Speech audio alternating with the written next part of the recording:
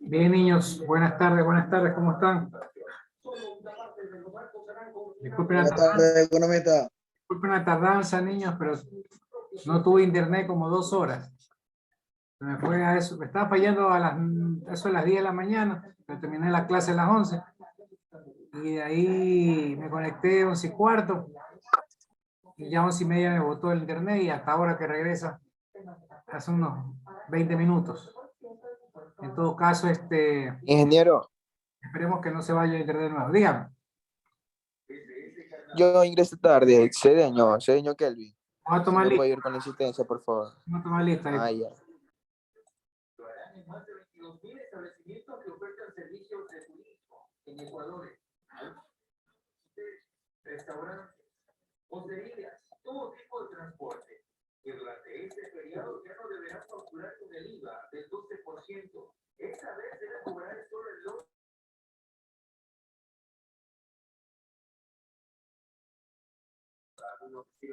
Bien, Vedor. Presente. Salté alguno, espérese un ratito. Alarcón,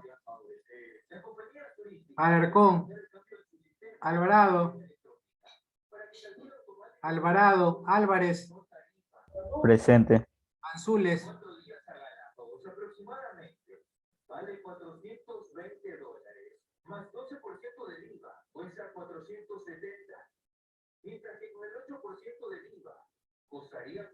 Anzules, Argudo, Presente. Barco,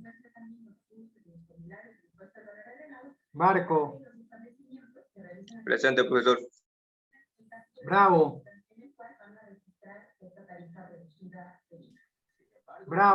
Castillo, Bravo, presente. Castillo,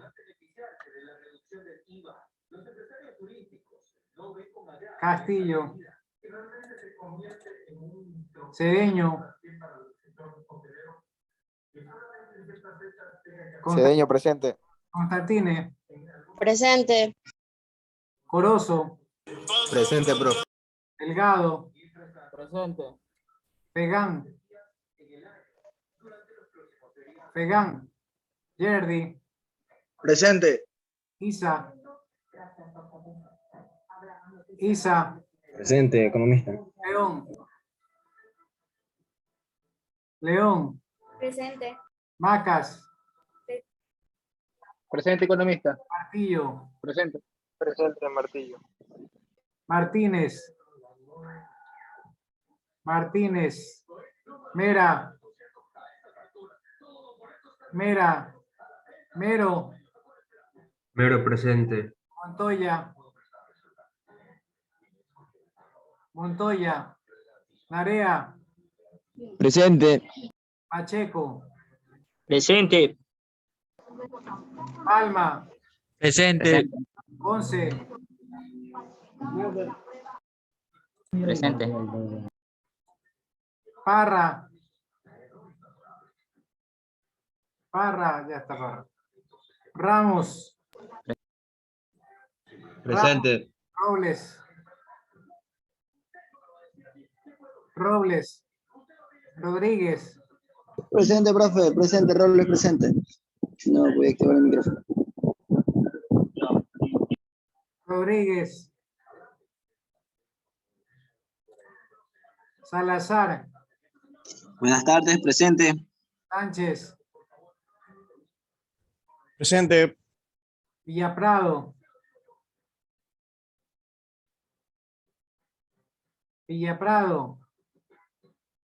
Yagual, Presente, Yagual. Yascaribay, perdón. Zambrano. Presente. Bien, si llegaron tarde, vamos a ver Arcón, Alvarado, Anzules, Castillo, Fegán, Martínez, Mera, Montoya, Rodríguez, Villa Prado. Yascarabay. Bueno. Secretario, ¿dónde anda? Buenas tardes, aquí estoy. ¿Qué grupos tocaría poner el secretario hoy día? Faltan los grupos 2, 3 y 6. Sí, envíen las diapositivas al grupo y comienzan a exponer el grupo 2, 3 y 6, ¿no? Ya está habilitado para que puedan compartir, por favor.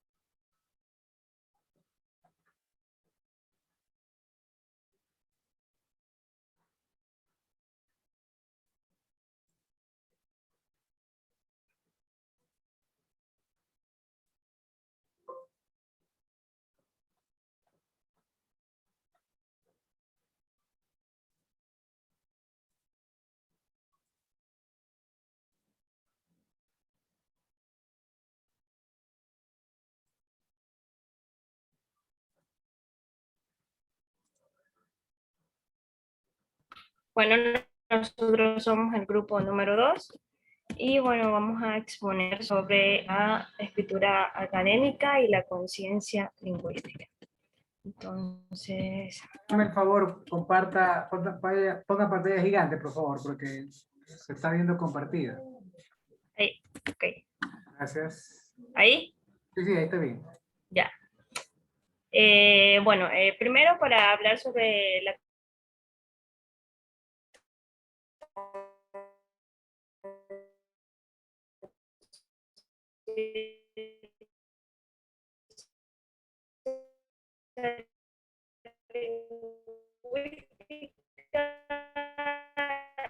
tenemos que las palabras no son fenómenos simplemente acústicos, como los producidos el mar, etcétera, sino que estos fenómenos pueden ser detectados por su intensidad, más no por su intencionalidad. Solo el ser humano produce palabras intencionadas e intencionales. Solo el ser humano es capaz de producir mediante palabras, conceptos, ideas, argumentos, etc. Y cada palabra, en este caso, demanda múltiples operaciones en el cerebro humano, en millonésimas de segundos, tanto como el cerebro maneja las partes visuales, auditivas, emocionales, también los sintetizadores de todas las operaciones y también de la memoria. Entonces hay avances en la parte psicolingüística que nos llevan a pensar, por ejemplo, en la empresa Neuralink de Elon Musk, cómo podrían conectar un aparato electrónico con tus pensamientos y hacer que opere a través de estos. Y bueno, las computadoras ahora tienen mayor eficiencia en la velocidad de las operaciones, pero tampoco se pueden aproximar todavía a la capacidad imaginativa y creadora del ser humano. A continuación, mi compañero.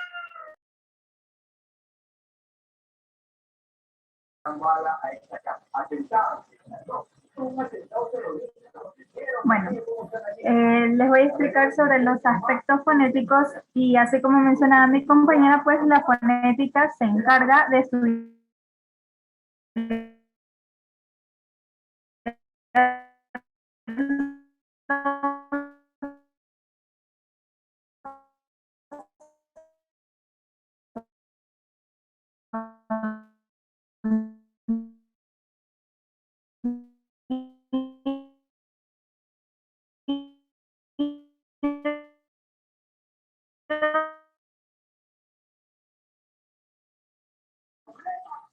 también sonidos del lenguaje se producen por el paso de una columna de aire que viene desde los pulmones y atraviesa los resonadores de la faringe, la cavidad bucal y las fosas nasales.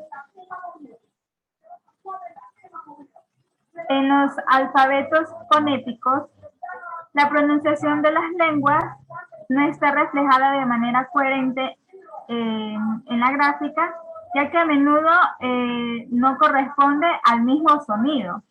En español, por ejemplo, la C gráfica corresponde tanto al oclusivo velar sordo, es decir, la inicial de casa, como un fricativo pues de sordo, la inicial de cero, que son fonéticamente distintos. También ocurre con dos gráficas que corresponden al mismo sonido, que son la B, corresponden a la oclusiva bilabial y la sonora. También tenemos otro estilo del alfabeto fonético, que es la J, que se escribe la palabra ajo, y la G, pues se pronuncian igual, mientras que la G se lo conoce, digamos, con la G de gato, es otro sonido.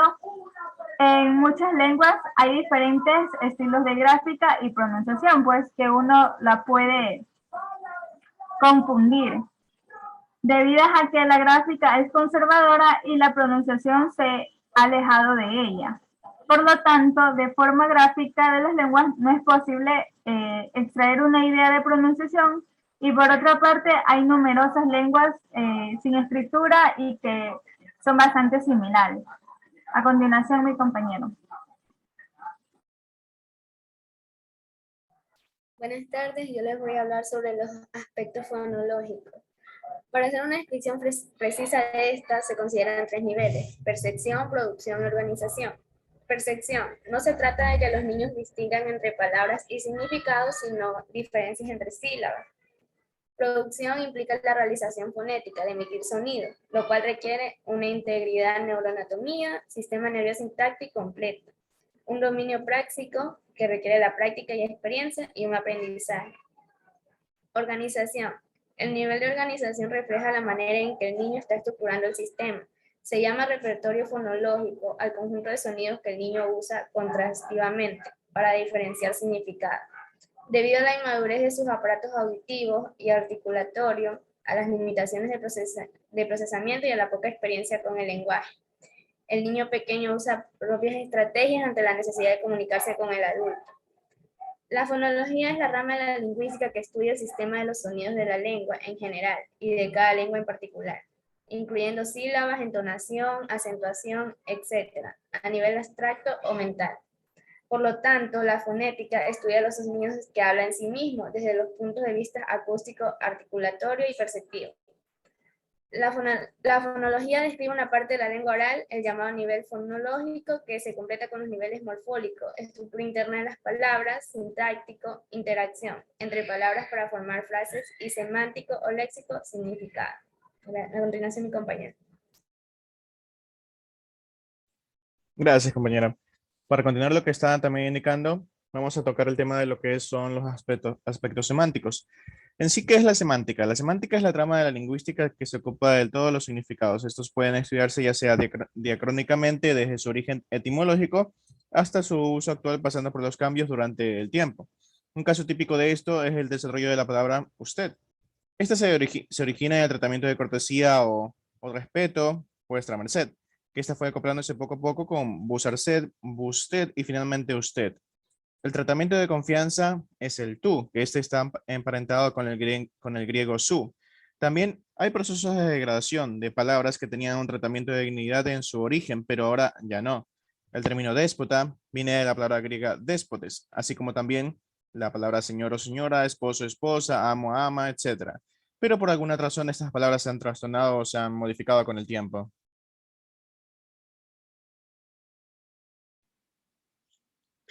También en los aspectos semánticos tenemos que la historia de las palabras ilumina los cambios semánticos que han sufrido los vocablos desde sus orígenes hasta su uso actual. Cada especialista en una rama del saber humano necesita estar familiarizado con el repertorio propio de su campo. Una característica distintiva de nuestro tiempo es la proliferación de diccionarios especializados en qué. Bueno, en muchas cosas, tenemos muchos ejemplos ahí, como dicen en teología, la Biblia, religión, filosofía, ciencias sociales, pedagogía, ciencias físicas, química, matemáticas, biología, cibernética, lingüística, etimología, literatura, música, psicología, medicina, terapia, nutrición, etc. Junto a la explosión de diccionarios están las múltiples de enciclopedias. En este mar de informaciones, la redacción académica demanda un empleo consciente de las palabras que se usan. Una buena definición de términos se es dueño de los alcances semánticos de las palabras y de sus implicaciones en el desarrollo del asunto. Muchas gracias, profesor. Esta ha sido la exposición del grupo 2.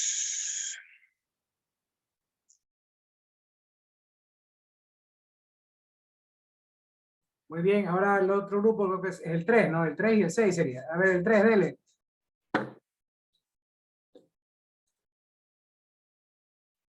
Por favor, envíen al WhatsApp las diapositivas, que no las veo. A ver, aquí estoy en el grupo, déjenme ver. Ah, ya, aquí están. Sí han mandado algunos, acá. Faltan los demás. Buenas tardes. Buenas tardes, profesor y compañeros. Nosotros somos el grupo 3. La escritura académica. Se entiende por escritura académica todas las producciones orales y escritas que se realizan en el ámbito académico, tanto por los alumnos, ya sean trabajos, exposiciones, tesis, exámenes, etc., como por los profesionales de la educación. En este caso podrían ser los manuales, ensayos, artículos y monografías. Estas producciones tienen fundamentalmente dos hábitos de circulación. Uno es el de la ciencia especializada, en el que especialistas se dirigen a otros especialistas. El otro es el discurso entre especialista, no especialista, cuando el profesor se dirige a un público no especialista o cuando el estudiante se enfrenta al reto de construir un texto académico.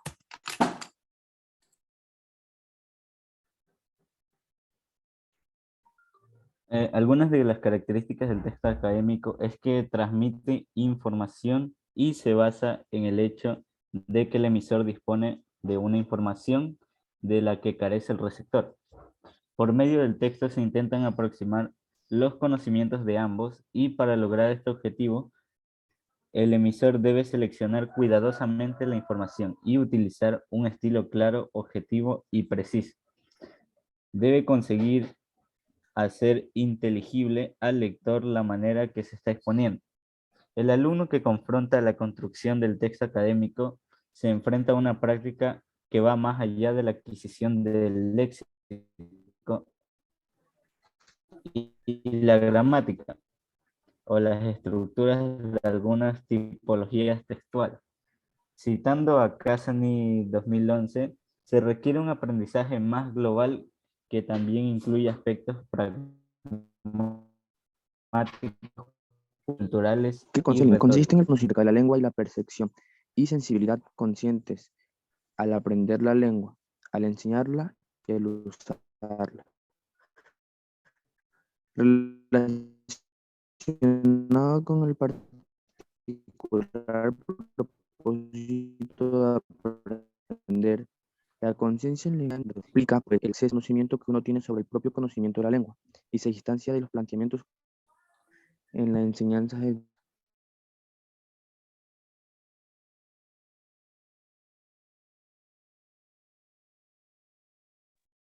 ¿Qué es la conciencia fonológica? y fonológica.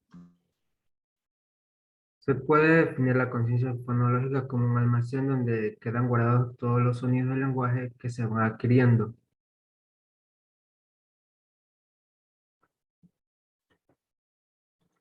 Esta suele ser una habilidad que se usa mayormente para trabajar en niños de pre-kinder, kinder y primero básico, ya que esta es una habilidad para reflexionar, manipular de manera consciente segmentos del lenguaje corporal y también en esta existen dos tipos de niveles de la conciencia fonológica que serían la silábica y la conciencia fonética.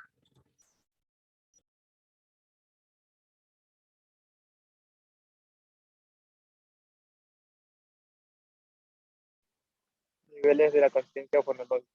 La conciencia fonológica se divide en 3 niveles, que van de menor a mayor dificultad. La conciencia silábica es la habilidad que permite separar las palabras en sílabas y operar con ellas. Es el nivel más simple ya que es más perceptible auditivamente. 2. Conciencia intrasilábica. Es la habilidad que permite delimitar la sílaba en sus diferentes componentes y operar con ellas. Los componentes de las sílabas son el ataque y la rima. El 11 son los sonidos consonánticos que dan inicio a la sílaba. La rima comienza en la vocal y se extiende hasta el final de la sílaba. Se divide a su vez en núcleos y codas. Así, por ejemplo, la palabra plan sería el 11, ya sería el núcleo vocálico y N sería la coda. 3. Conciencia fonémica. Es la habilidad para separar y operar con las unidades mínimas del lenguaje, los fonemas. Gracias. Ingeniero, después de grupo 6 podemos poner grupo 5. Creo que sí, pero hasta ahí nomás porque se acaba el tiempo. Dele grupo 6.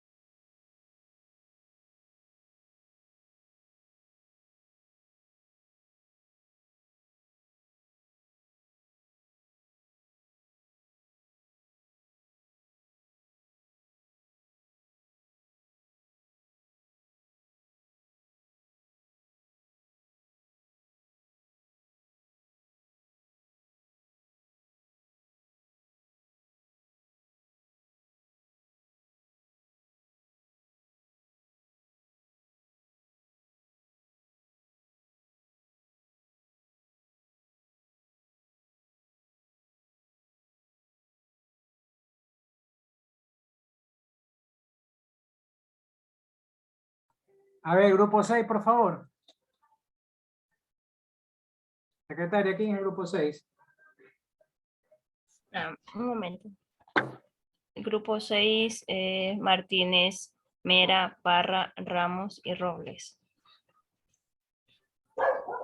¿Están los chicos aquí, por favor?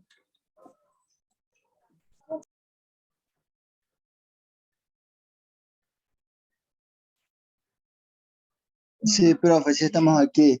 Yo estoy tratando de compartir el documento desde mi teléfono porque yo no estoy en mi casa. Creo que los teléfonos no se puede. Busca un compañero. Sí. Compañero, envíemela, Medor, y yo le comparto. Gracias, secretaria. Gracias, amigo. Es una decepción que con el programa Influencer, siendo hacker, con no recuerdo y cuenta baneada y todo. No sé qué hace en el programa Influencer. Vaya para afuera, porque yo me voy a encargar de que eso sea así. No sé cómo lo voy a lograr, pero lo lograré.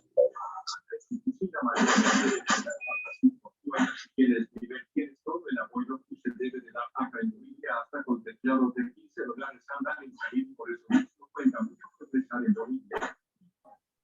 Ya. Sí, pero Hasta eso, el grupo 5 que se ve ofrecido, por favor, hagan ustedes. Entonces. Ya. Compañero Daniel dice presente la expresión.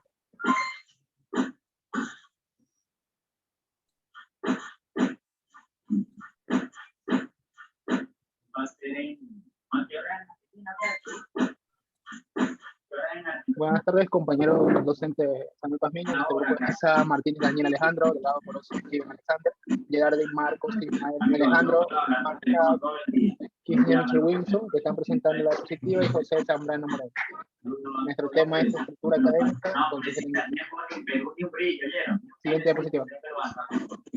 Escritura académica con ciencia lingüística. La relación que existe entre la redacción académica y la conciencia lingüística que debe estar presente durante el proceso de la elaboración, revisión y control de los informes de investigación.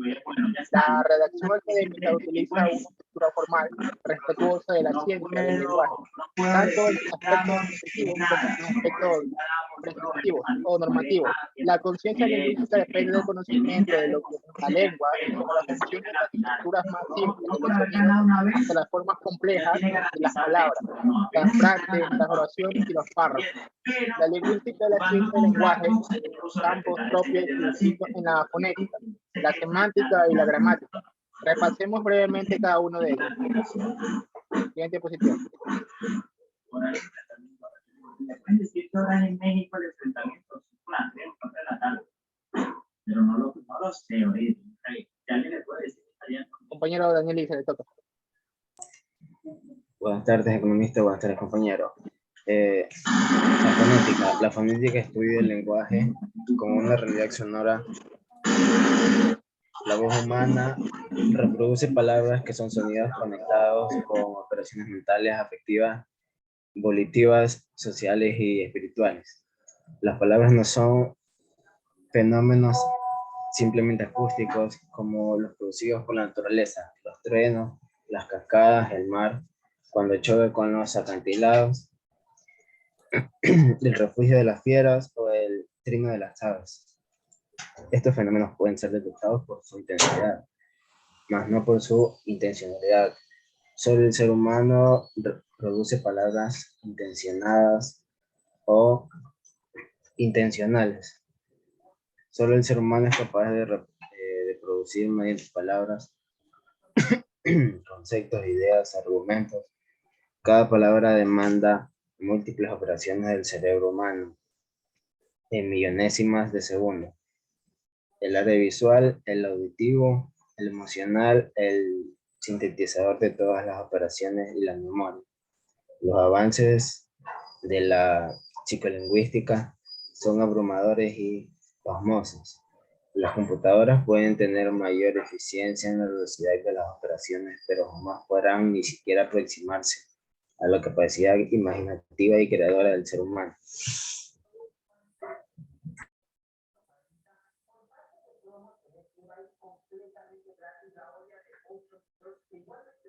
Buenas tardes, economista.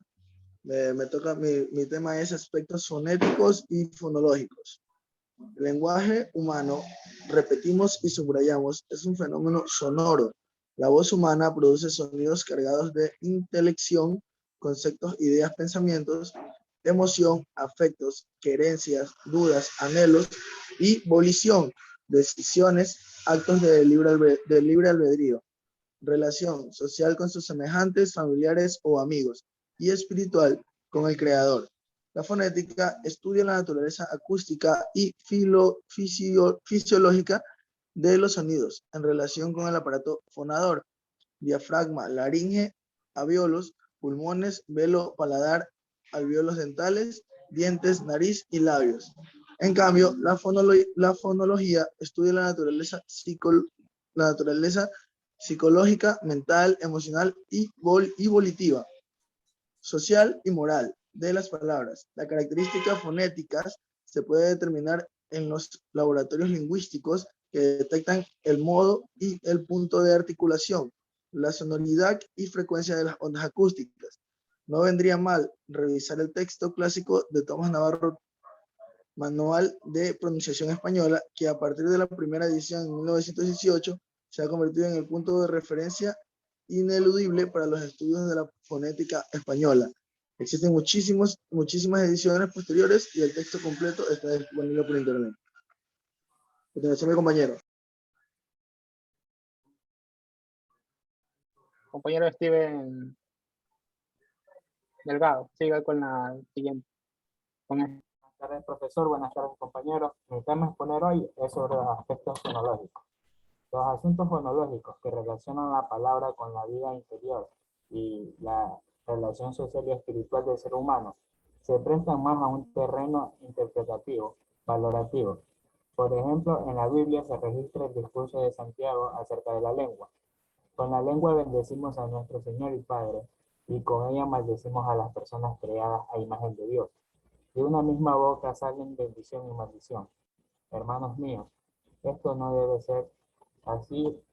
¿Puede acaso brotar de una misma fuente de agua dulce y agua salada? Hermanos míos, ¿acaso puede dar aceitunas una higuera o higos una vid? Pues tampoco una fuente de agua salada puede dar agua dulce. Todo el capítulo 3 de Santiago es una apelación a la docencia y a la decencia del lenguaje.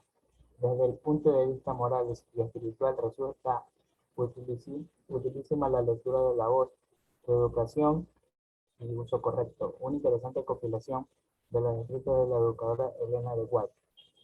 Ella enfatiza la importancia del ejercicio adecuado para tener una respiración profunda, diafragmática para corregir errores de dicción, para pronunciar las palabras de forma clara y distinta, para usar las inflexiones de voz de forma adecuada. Gracias.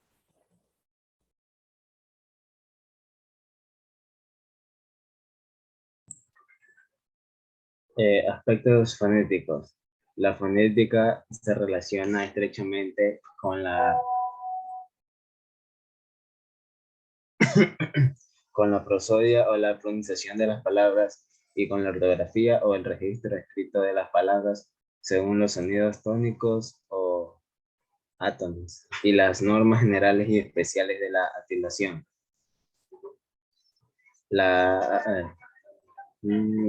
ortografía se encuentra en el campo de batalla entre fonéticas y etimológicas, entre lo que quieren escribir tal como se pronuncia y lo que exigen el respeto al origen de las palabras. El español se ha formado sobre la base de un 70% de voces latinas, un 20% de voces griegas y un 10% de lenguas indoeuropeas e indoamericanas. Hay avances notables hacia el fonetismo cuando se refiere a la forma españolizada de currículos en el lugar de la forma latina curricular, pero no hay discusión por el momento en mantener la locución curriculum vitae, que se pronuncia curriculum vitae o vitae. Otros casos de victorias del fonetismo son los de la desaparición del grupo MN, como en nemotismo, ya no en nemotismo de P, en pseudónimo, pseudociencia, pseudoarte. A continuación, mi compañero Michal.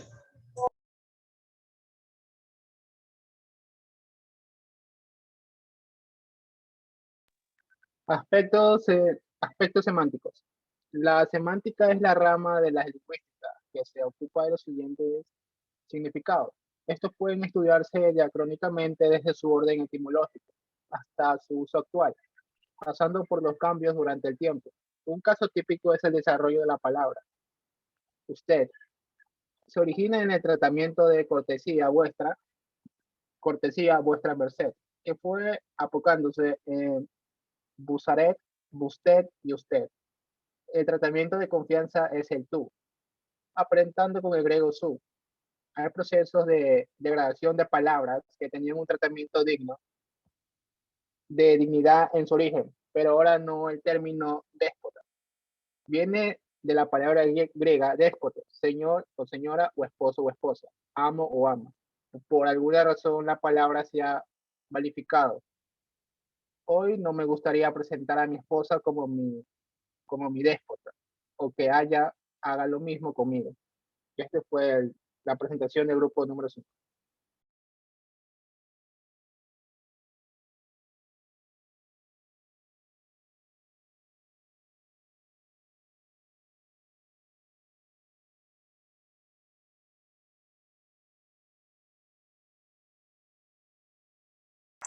Eso fue todo, ingeniero. Esa fue la presentación del grupo número 5.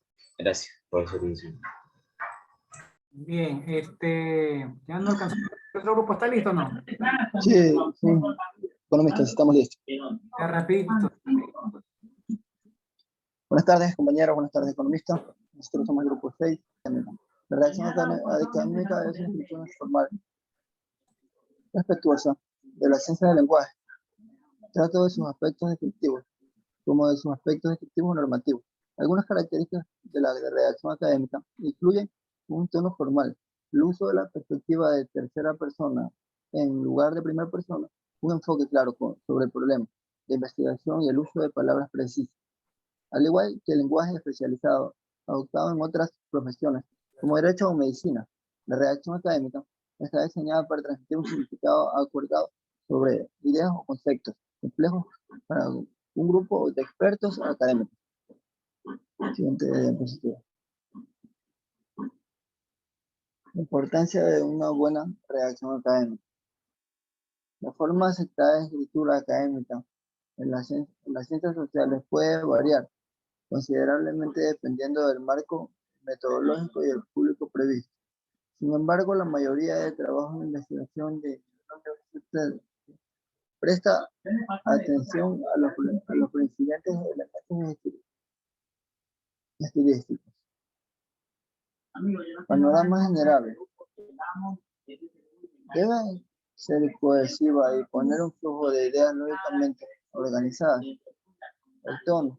A lo largo de un articulado es importante que presente los argumentos de otras personas con imparcialidad y con un tono narrativo apropiado. Lenguaje. El párrafo bien estructurado y las oraciones detrás del tema permiten al lector seguir su línea de pensamiento sin dificultad. A continuación, yo les voy a hablar sobre lo que es la conciencia lingüística. Esta consiste en el conocimiento explícito sobre la lengua, la percepción, sensibilidad conscientes al aprender la lengua, al enseñarla y al usarla.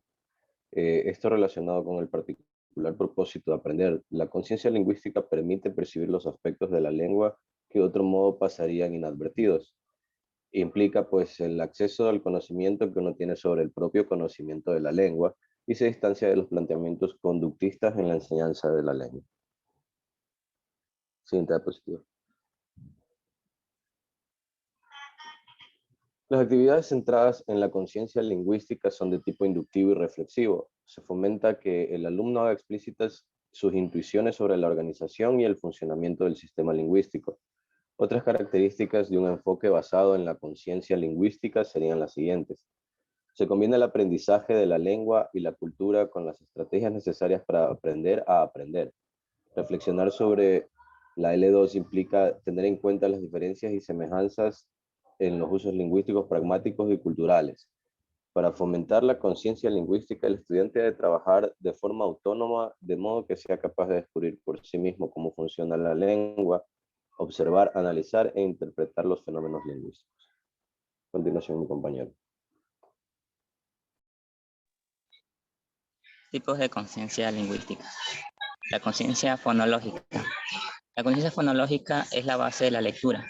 Permiten que las personas reconozcan y utilicen los sonidos del lenguaje hablado. Esto incluye escoger palabras que riman, contar el número de sílabas que tiene una palabra, reconocer la repetición de sonido. La siguiente.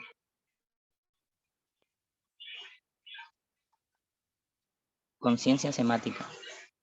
La conciencia semántica es la capacidad para otorgar a un significado que ha sido establecido arbitrariamente para dominar un elemento o concepto. Por esto es tan importante que un niño tenga variedades de experiencias con el mundo que lo rodea, que cuente con la mediación de un adulto que le dé una expresión léxica a los elementos de su medio. Conciencia léxica. Es la primera reflexión sobre la producción verbal.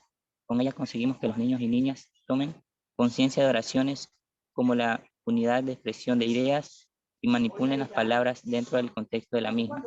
A través de varios ejercicios, llegan a reconocer que la lengua está formada por una serie determinada de palabras que se relacionan entre sí para estructurar las ideas que necesitamos expresar. Esto permite al mismo tiempo desarrollar la noción de la necesidad de mantener un orden en su construcción para que la oración tenga sentido. Siguiente. Conciencia sintáctica. Es la que desarrolla la capacidad del estudiante para reflexionar y tener claridad sobre la concordancia de números y géneros, la combinación y el orden que se tiene en las palabras, para conformar un mensaje coherente. El desarrollo de esta conciencia busca a partir de la reflexión oral, que el estudiante reconozca la existencia de reglas para la elaboración de oraciones, a fin de que el mensaje sea interpretado de forma correcta por su receptor. Esta conciencia está estrechamente vinculada con el significado del mensaje. Gracias.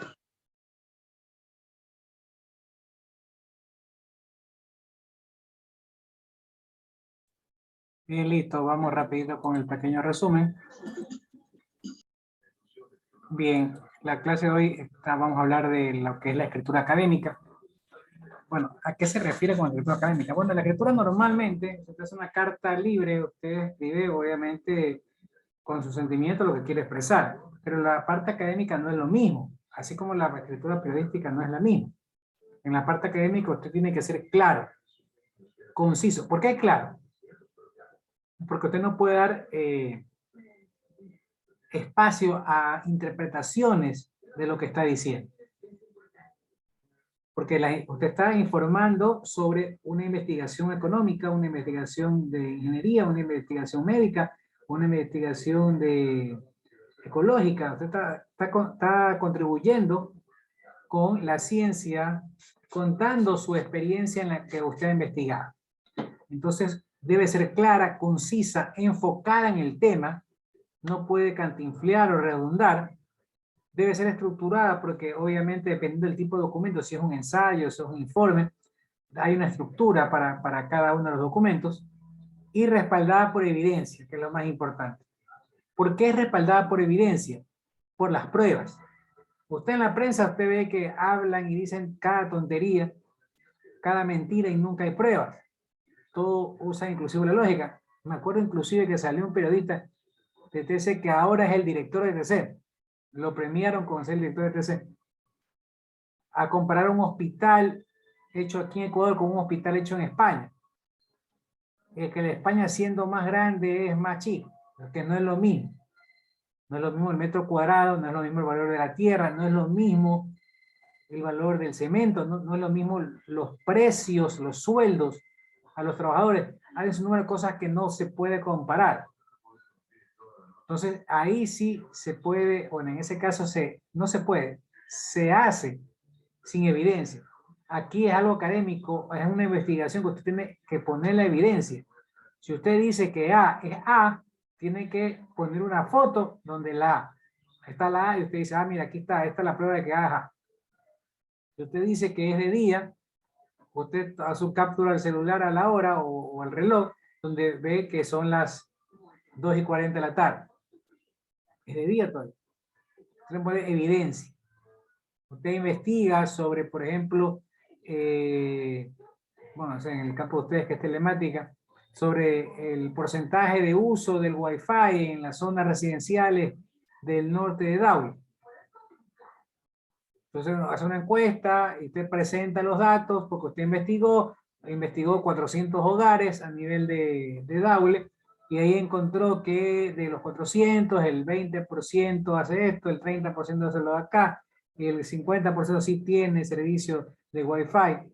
Y ahí busca cómo está repartido el mercado, de ese 100%, el 20% tiene de cable, 10% claro internet, el 10% y ahí lo reparte. Y usted está poniendo la evidencia en base a lo que usted investigó. Y tiene que llevar una metodología. Entonces, eso es clave, el tema de examen. ¿Qué es una escritura académica? Debe ser clara, concisa, enfocada, estructurada y respaldada por la evidencia. Principalmente respaldada por la evidencia. En el caso que usted esté haciendo, por ejemplo, referencia a datos de otras personas que investigaron, usted tiene que poner como evidencia lo que los otros investigaron. Usted concluye que en base a lo que investigó Juan Pérez, usted está diciendo que eso se puede aplicar acá. Entonces, pero tiene que poner esa evidencia, lo que se llama evidencia bibliográfica de dónde investigó, la bibliografía. Su propósito es ayudar a la comprensión del lector. Sí, el propósito principal es que el lector comprenda lo que estoy investigando, lo que estoy diciendo. Yo no puedo hablarle muy técnico, o si le hablo técnico va a especialistas de medicina, o a especialistas de economía, o a especialistas del derecho, que van a entender lo que estoy diciendo. Tiene un tono formal, un estilo formal, porque obviamente se guarda una elegancia en la forma de escribir. No puede ser escrito en forma vulgar o en forma de una carta, porque es un informe, es una escritura académica. Va a ser publicado en revistas indexadas. Va a ser leído por gente profesional, por másters o hasta por PhD. no es necesariamente leído por cualquier persona, que sí lo puede leer, pero no es el mercado, no va dirigido a eso. No es como, por ejemplo, usted lee el periódico o peor la Extra. Compare solamente la Extra con el Universo. Así que me caiga bien el Universo, pero compare. Solo ahí la diferencia entre la escritura vulgar o la forma sensacionalista que hace la Extra versus el Universo, que es un poco más formal. Ya, entonces no se diga en una escritura académica que representa una universidad o representa a un científico o un centro de investigaciones, debe ir con un tono, un estilo formal. ¿Ok? Obviamente sencillo, no complejo, y que requiere el uso de oraciones largas y un vocabulario complicado, aunque no requiera oraciones muy largas o textos muy largos y vocabulario complicado, porque usted tiene que comunicar lo que está investigando. O sea, no, lo que usted lo puede hacer concretamente y claramente en 4 carillas, no lo va a poner en 6, no lo va a poner en 10 carillas.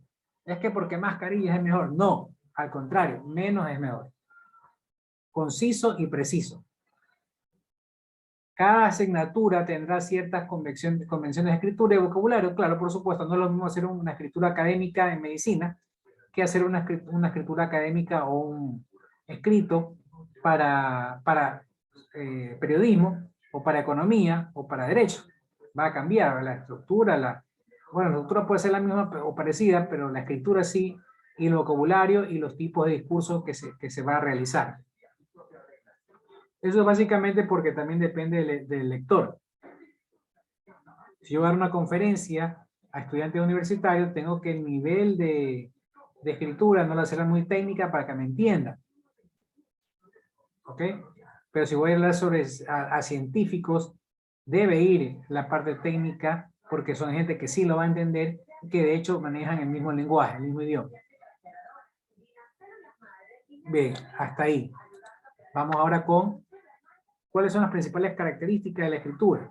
Debe ser planificada, enfocada. Bueno, yo hablé de enfoque, no puedo yo, si estoy planteando, porque toda investigación se plantea una pregunta, al responder la pregunta, demostramos comprensión en el tema. No puedo cambiarme o no puedo poner varias respuestas o varias preguntas con una respuesta o una respuesta con varias preguntas, porque el lector se puede confundir. Debe ser estructurado, otras características de una escritura científica académica, o sea, es coherente, lleva un orden lógico, reúne los puntos y materiales y obviamente las conclusiones al final. Debe ser evidenciado, bueno, debe estar fundamentado en la investigación. El resultado debe ser fundamentado en lo que uno investigó, en la parte metodológica, debe estar sustentado como evidencia, apoyada en opiniones en el área temática, con argumentos de evidencia referenciados con precisión. Formal en tono y estilo. Bueno, el lenguaje formal, como ya les dije, no puede ser el uso de verbos inapropiados o lenguaje inapropiado, que lo que hace es desdibujar la calidad del escrito, ¿no? Bien.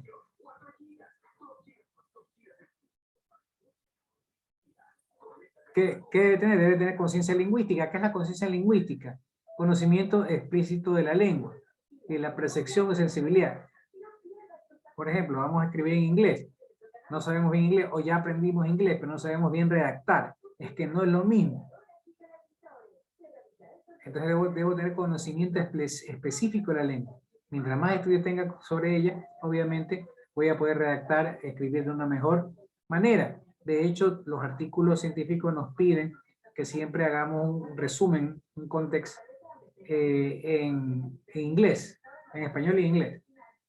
Y ese inglés, por lo general lo que hacemos nosotros, lo que no sabemos mucho inglés, es mandarlo a alguien especialista a que nos certifique que está bien redactado. Por lo general le pedimos a los profesores de inglés que nos ayuden, me revisan si está bien redactado, y dice sí, está bien redactado, no está, y te hace la corrección. Porque obviamente de un idioma a otro idioma hay ciertas diferencias en las redacciones y en las palabras y el vocabulario. Y uno se puede equivocar. Uno puede querer decir algo que no es lo que estoy escribiendo, ¿no? Entonces nos podemos confundir. Si en español mismo uno se puede confundir, imagínense en otro idioma. ¿Ya? Bien. Bien, características de la conciencia lingüística. Debe tener, debe combinar el aprendizaje de la lengua con la cultura de las estrategias. Debe reflexionar, o reflexionar implica tener en cuenta la diferencia y semejanza de los usos lingüísticos. Claro, si en español mismo cambia las expresiones de costa a la sierra, imagínense en otro idioma. Y por último, fomentar la conciencia lingüística del estudiante, que ha de trabajar en forma autónoma, de modo que sea capaz de descubrir por sí mismo cómo funciona la lengua. Y para terminar, la conciencia lingüística crítica, que es el enfoque surgido a partir del análisis del discurso, y la conciencia lingüística, que postula que uno de los elementos primordiales de toda educación lingüística consiste en analizar la lengua como una forma práctica social. Se pretende que los discentes, en este caso los estudiantes, nosotros somos docentes, ustedes son discentes, adquieran destrezas necesarias para utilizar sus conocimientos sobre la lengua como forma del análisis crítico de la sociedad. Se busca que que la escritura esté basada en una conciencia lingüística crítica, capaz de utilizar esos conocimientos sobre la lengua para analizar la situación crítica de la sociedad. Claro, dependiendo de lo que estoy investigando. Si me estoy investigando, por ejemplo, sobre la crisis económica por la pandemia, debo utilizar mi análisis crítico que va a buscar encontrar las razones verdaderas. Porque si yo reviso, investigo solamente, por ejemplo, vamos a suponer que investigo sobre solo en la prensa, en periódicos y en la televisión, ¿a quién le van a echar la culpa? Posiblemente le echan la culpa de la crisis económica a Correa. Posiblemente le echan la culpa a la pandemia. Pero yo voy a investigar quién es realmente o cuáles son los efectos y las causas de la crisis económica, que no solamente la pandemia. Y de pronto encuentro que no es solamente la pandemia, sino que también es el gobierno que no hace nada, también es la parte empresarial que no es capaz de generar los empleos suficientes o no quieren generar empleos suficientes. También puede ser el miedo a reintegrarse las empresas que ya quebraron, a volver a integrarse a la creación. También puede ser que todavía no termina la pandemia y por ende todavía no hay una recuperación global. También puede ser la falta de recursos del Estado, el exceso de impuestos. Bueno, hay un número de cosas que se pueden dar, que eso es lo que voy a averiguar, cuál es realmente el problema. Que no necesariamente es uno, pueden ser algunos. Es como, por ejemplo, si yo analizo cuál es el problema de delincuencia. Si yo reviso en la prensa o le pregunto al gobierno, va a decir la culpa es de Correa, de la tabla de consumo de las drogas, de la base de manda. Pero yo me pongo a investigar un poco más, me doy cuenta que no puede ser la base de manda porque en Colombia hay 9 bases militares de Estados Unidos y Colombia sigue siendo el principal productor y exportador de drogas. Entonces, ¿cómo es posible que allá haya 9 bases y siga habiendo droga después de 20 años y esa droga venga acá a Ecuador? Y acá en Ecuador hay droga porque supuestamente no hay base militar. O sea, no, yo ya ahí saco una analogía y analizo y digo, no puede ser. Somos un país de paz. Nosotros somos un país de paso. Somos un país de paso y eso es bueno, claro, para ellos. Ese puede ser otro motivo, puede ser otro motivo. De aquí mandan. El hecho de que seamos un país de paso, así como lo es también Perú, así como lo puede ser también la Colombia, o lo puede ser Venezuela. Países de paso, países de hecho, inclusive estaba viendo que la delincuencia es más fuerte del lado de la costa que de la sierra. Obviamente la droga sale por los puertos, marítimos, aéreos, pero más por la costa. Entonces ahí yo ya voy a investigar un poco más y me doy cuenta que no es la tabla de consumo, porque la tabla de consumo ha estado 5 años después de que el gobierno, ya en total 10, y todavía no la derogan. Entonces, y que la gente no se droga porque hay una tabla, o sea, usted no se droga porque sus valores, sus padres le sembraron valores de pequeño. Porque de pronto a muchos nos pudieron haber ofrecido droga cuando uno era adolescente. Y sin embargo uno fue capaz de decir, ¿sabes qué? No. Porque mi mamá me había formado y me había dicho, ¿sabes qué? Es malo la droga, es malo fumar. Ni siquiera aprendí a fumar, por suerte. Entonces, en la casa, en la escuela, se forman los primeros valores. Y son los que te pueden sacar. Hay más problemas por lo que puede drogarse alguien, los problemas económicos, separación de los padres, o los padres viajaron y migraron por la crisis económica y se criaron solos, la falta de oportunidades de trabajo, la falta de oportunidades la falta de canchas deportivas para que puedan hacer deporte, la falta de actividades vacacionales. O sea, hay un número de cosas que uno puede analizar y uno puede buscar un poco más. Es muy También superficial. por depresión también se hace eso. ¿Perdón? Genial. Por depresión también, o sea, por problemas depresivos o algo así. Por depresión. Claro, problemas de O sea, depresión. Por lo general los problemas, uno de joven es mucho más depresivo. Si yo me comparo ahora que tengo más de 40 años, cuando yo tenía 20, yo sí tenía problemas había depresión, faltaba plata en mi casa, ¿no? A veces no teníamos en la casa, no tenía para comprarme algunas cosas, no tenía para ir al cine, no tenía a veces no tenía, ni en el refrigerador bancario no teníamos ni para comer, o con las justas, ¿no? Fue terrible. Todos hemos pasado esos problemas, pero a mí nunca se me ocurrió salir a robar, se me ocurrió salir a trabajar. Yo me acuerdo que empecé a dar clases particulares con lo único que tenía para dar, que eran mis conocimientos. Ya estaba en la universidad, sabía bastante contabilidad, sabía bastante economía, entonces yo cogí y empecé a dar clases particulares.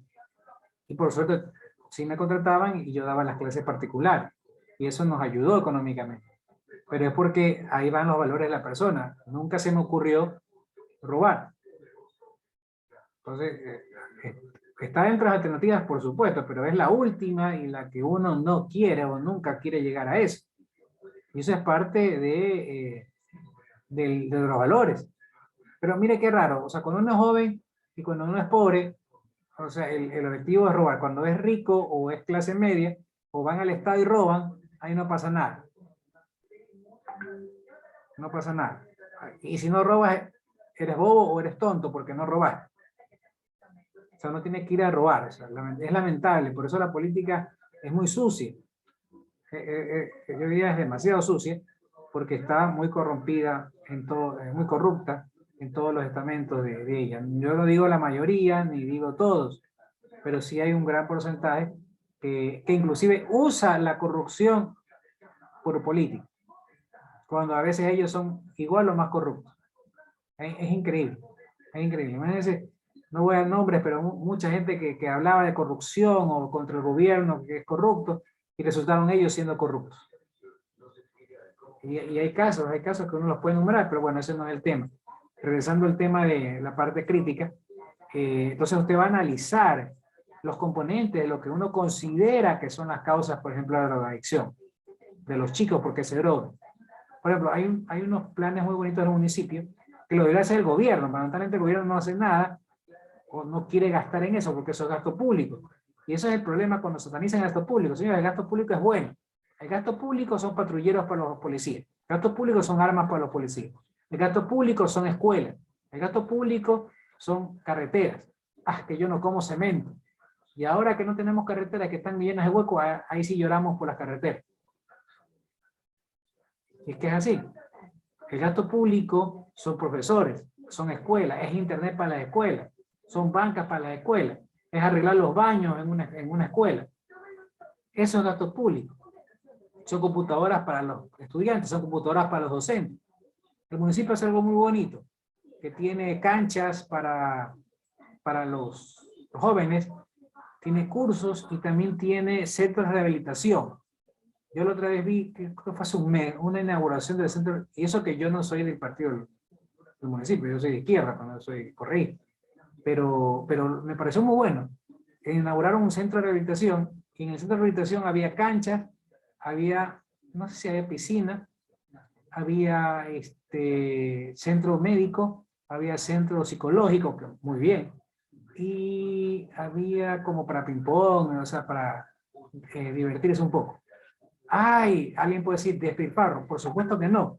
Es que al joven no solamente le vas a dar capacitación psicológica o médica, también tienes que darle la oportunidad que vaya al centro, que juegue un partido de ping-pong, que juegue un partido de básquet, que ya no piense en la droga y sacarlo de ahí, o no piense en la delincuencia y sacarle la oportunidad de tener esas actividades distintas a las que se podría dedicar si es que se cae en las drogas o cae en la delincuencia. Entonces hay una actividad, un deber del Estado, en este caso del municipio y también del gobierno, de obviamente darle la oportunidad a los jóvenes a que tengan otras alternativas, a que y si ya entraron en eso, para sacarlos de ese medio, tienen que darle todo el apoyo y la capacitación para que ellos puedan, inclusive darles un oficio para que puedan dedicarse a trabajar o a estudiar. Es como en las cárceles. Es que la solución es matarlo, o la solución es pena de muerte. No, la delincuencia se llama rehabilitación. En esas cárceles debería haber, ¿qué? Una pequeña universidad, cursos que aprendan a hacer, en otros lados, inclusive en Estados Unidos, aprenden a hacer ebanistería, aprenden a hacer muebles, y empiezan a trabajar y vender esos muebles, y cuando ellos salen se llevan su sueldo, no se lo dan en el momento, se lo van acumulando, y cuando salen se llevan sus ahorros. Entonces son programas que rehabilitan a la gente, le dan una oportunidad, le dicen, ¿sabe qué? Tienes esta otra alternativa, tal vez no ganarás mucho, pero tendrás la posibilidad de reinsertarte a la sociedad. Inclusive puedes estudiar, sales como abogado, sales como economista, como lo que quieras, y te gradúas y puedes insertarte, pero no hay ese programa.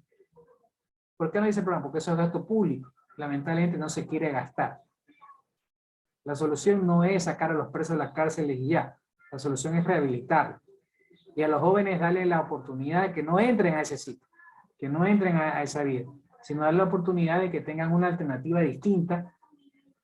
Por ejemplo, yo, gracias a Dios, mi mamá me puso en una universidad, bueno, particular, pero todo, pero yo estaba pensando en salir a jugar pelota, estaba pensando en jugar PlayStation, estaba pensando en ir a estudiar, estaba pensando en las reuniones que tenía en la universidad, estaba pensando en todo eso, no me pasaba por la mente la droga, aunque algún momento me la ofrecieron y dije no me pasaba por la mente hacer cosas malas, y eso que faltaba plata, no, me pasaba por la mente estudiar, y sabía que estudiando podía llegar a obtener mi título, graduarme, trabajar y tener las cosas que estoy queriendo, cosas que me privé de joven, y que ya cuando empecé a trabajar me acuerdo con mi primer sueldo me comí 2 chalofanes, no sé qué me engordé, porque yo estaba tan feliz. Bueno, no fue mi primer sueldo, ese fue mi primer sueldo de graduado. Mi primer sueldo fue en la universidad, cuando fui ayudante cátedra, 300.000 sucres me acuerdo.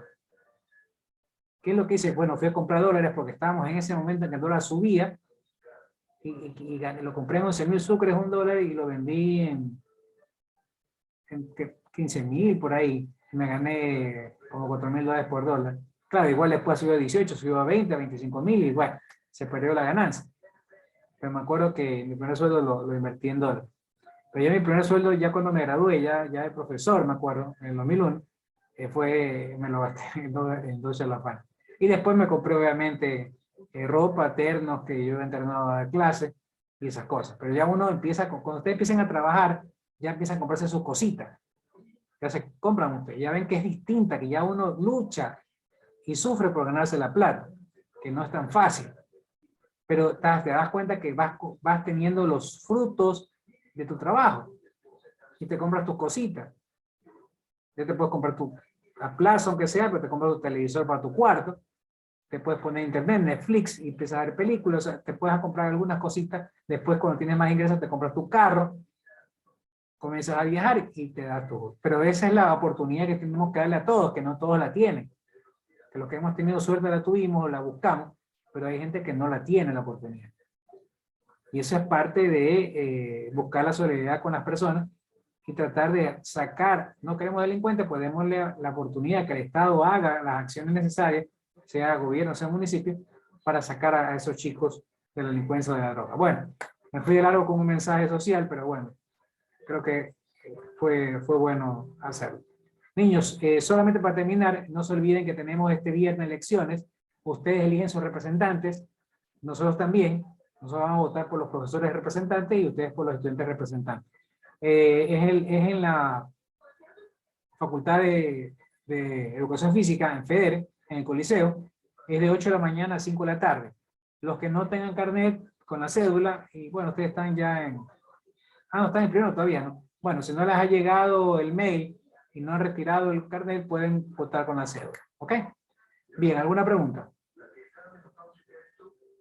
Niños, un placer. Nos vemos la próxima semana. Bueno, el viernes para votar y el próximo miércoles, perdón. Nos vemos el próximo miércoles si Dios quiere. Un abrazo, tengan una linda semana, pasen bien. Un feliz carnaval, cierto, me olvidaba, estamos de carnaval esta semana. Un abrazo.